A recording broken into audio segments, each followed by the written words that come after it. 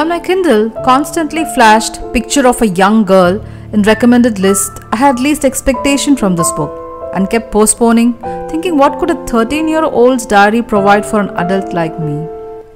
Last June, an article in TOI Why You Should Read Anne Frank's Diary roused my curiosity to pick it up. It was a lockdown back then, and when I started this book, I knew how it would end.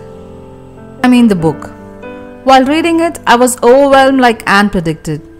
Who would ever think that so much went on in the soul of a young girl? Hello everyone. Welcome back to BooksDotCom with me, Subhashini. Hope you're enjoying my reviews and summaries both on podcast and YouTube. Paper has more patience than people. Every time I read these words and opened those pages, I was transported to the Secret Annex where Anne sat in a corner writing a diary. Yes, today's book is The Diary of a Young Girl. From the very beginning, I found Anne's writing style engaging. This could be attributed to the fact that it's a diary, and diary entries are usually quite captivating and genuine, and I'm sure you would agree with this. Anne mustn't have realized that her teenage ramblings would become a treasure house of thoughts that moved generations. And Anne doesn't hold back when confiding her feelings, experiences, and expectations in her kitty. I've heard somewhere that only those write diaries who believe and know that they are right. Frankly speaking, she wrote a few things that did occur to my mind while I was a teen, but never dared to pen it. She captured her adolescent musings and frailties beyond criticism. The accuracy with which she portrays her relationship with peers, her family, matters of war, her belief and philosophy is fascinating.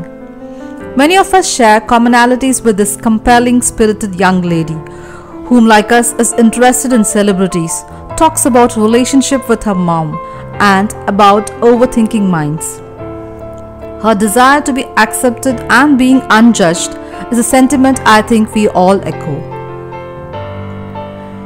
If you don't know Anne, she is a Jewish girl who, along with her father, who she calls Pim, mother, and elder sister Margot, moves into hiding when Margot receives a call-up notice from SS.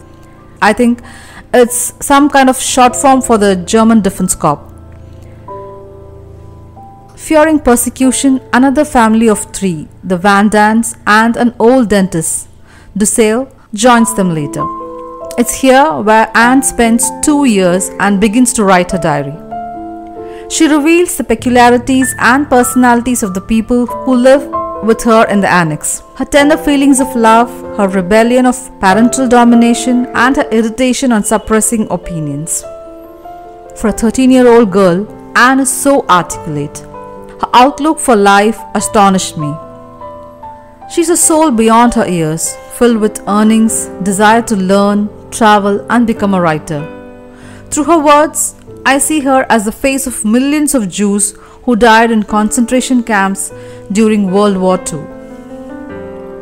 From the one chirping around her house, joking around with her friends, looking at boys with the corner of her eyes, being mischievous and witty in front of her loving teachers, she steps forward gradually each day to become an independent youngster as the book progresses.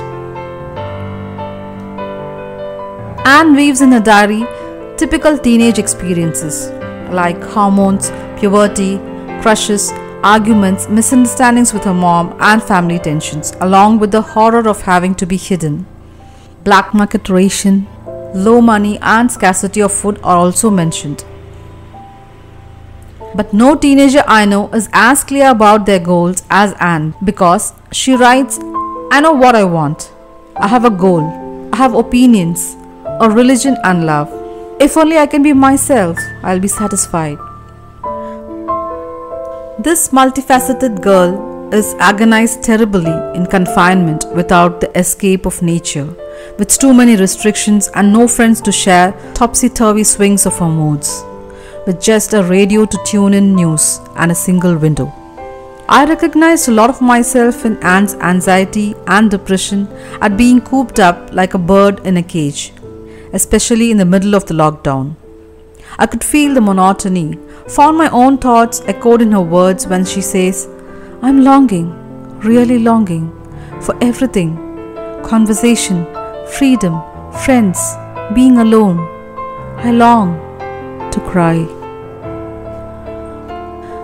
I definitely needed to take breaks while reading because sometimes it became too real.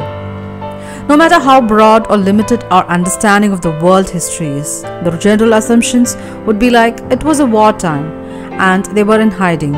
They must have been miserable all the time. Could anyone find anything good in such a life? But I was surprised to find keen sense of hope, bits of kindness and even humor in some most unexpected places. Her friendship with Peter, her fondness for literature, history and mythology are mere drops in the ocean of what she describes. Even though Anne had to live in a constant fear of being found by the Gestapo and constant gunfire surrounding the building, she writes about the future, what will happen after the war, when she can attend the school again, and her dreams of being a writer. That's why I call her a breather of hope. Difficult conditions make one mature and responsible, but in her case, she is forced to mature before her time. In her own words, "When I think back to my life in 1942, it all seems unreal. The Anne Frank was different from the one who has grown wise within these walls." And throughout the book, she has been progressive, recognizing her strength and weakness. Especially these lines. "I've made up my mind to lead a different life from other girls and not to become an ordinary housewife later on. I need to have something besides a husband and children to devote myself to." This makes me see her as a representative of independent women of this era. While teens prefer dresses and makeup more than anything else these days, for Anne, memories meant more than dresses. Generations are losing their innocence, but in different ways. Imagine a teenager practicing gratitude in the hour of despondency. "I'm blessed with many things, happiness, a cheerful disposition, and strength." This is incredibly an impressive feat. I'm dumbfounded how she's able to see beauty around her and be thankful for what she still had. We still love life. We haven't yet forgotten the voice of nature, and we keep hoping for everything. Does this resonate our current situation? But how cruel it is that the hopes and dreams of millions get destroyed merely because of the thoughtless actions of a few. I abandoned the book in the middle as I didn't want to encounter tragedy in a book too, as the life in this pandemic wasn't less than one. But finally completed it during the 2021 lockdown. This is one of those books where a silence descends on finishing. This is not a novel written for recreational reasons. It's a personal record where a heart is on display, providing an honest insight of hardships that people underwent during Holocaust. Through her diary, Anne has given her best view of the worst world she lived in. All being said, there is nothing to review the book, but accept it as a written account of the vices of the war. I don't want to have lived in vain like most people. I want to be useful or bring enjoyment to all people, even those I have never met. I want to go on living even after my death. True, her words have power. They have the power to change and outlive human lives. They have the power to make her life worth remembering even while she thought she was doing nothing at all. Thanks to Anne's father, Otto Frank, the sole member to survive the Holocaust, who decided to publish her diary, and she now lives on. If you want to see her come alive, then read The Diary of a Young Girl. I would recommend this book to current age teenagers because the young are lonelier than the old and they are yet to learn perseverance and gratitude. Hope you liked my review.